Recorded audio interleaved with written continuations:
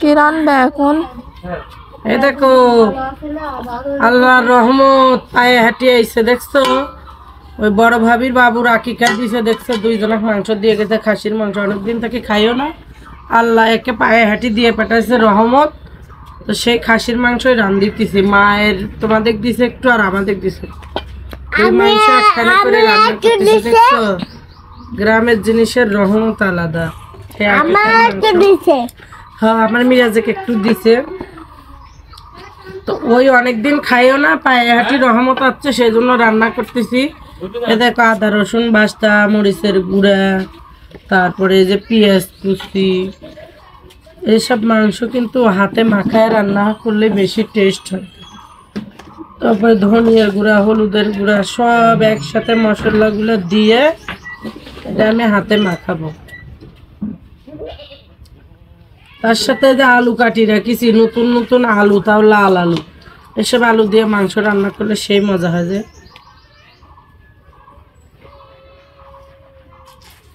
সব মিলায় এই দিচ্ছি বুঝছো।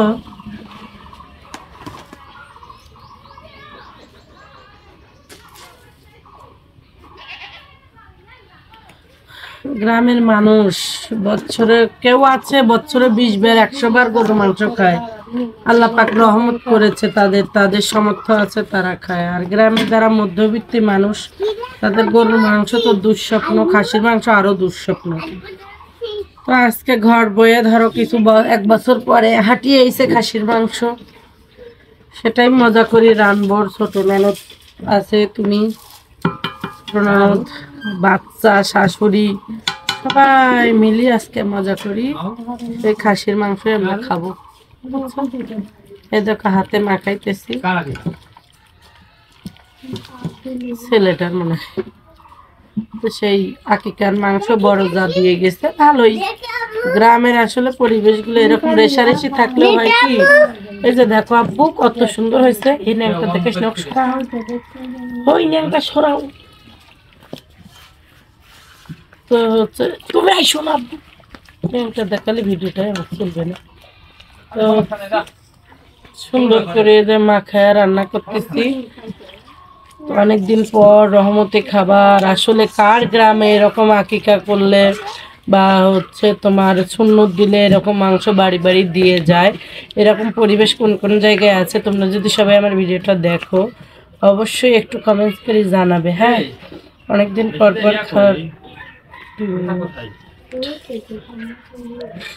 একটু কমেন্টস করে জানাবে। আসলে গরিব মানুষেরা কিন্তু একটু সহজ সরল হয়, তাদেরকে আসলে মানুষ দামই দেয় না। গরিব হয়ে বলে জন্ম নয় পাপে। আমাদের যারা এখন সমাজে প্রভাবশালী ব্যক্তি, তারা এমন এমন নাস্তিকদের মতো কথা বলে, আল্লাহ ছাড়া কথা বলে।